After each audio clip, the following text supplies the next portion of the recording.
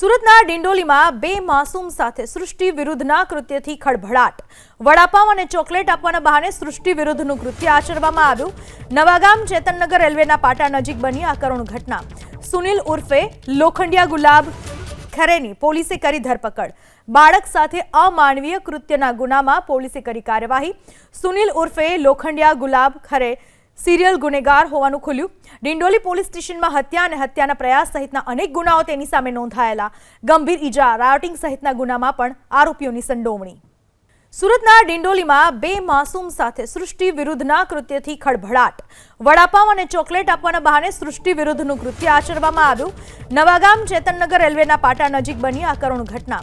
સુનિલ ઉર્ફે લોખંડિયા ગુલાબ ખરેની પોલીસે કરી ધરપકડ। બાળક સાથે અમાનવીય કૃત્યના ગુનામાં પોલીસે કરી કાર્યવાહી। સુનિલ ઉર્ફે લોખંડિયા ગુલાબ ખરે સિરિયલ ગુનેગાર હોવાનું ખુલ્યું। ડિંડોલી પોલીસ સ્ટેશનમાં હત્યા અને હત્યાના પ્રયાસ સહિતના અનેક ગુનાઓ તેની સામે નોંધાયેલા। ગંભીર ઈજા, રાયોટિંગ સહિતના ગુનામાં પણ આરોપીઓની સંડોવણી।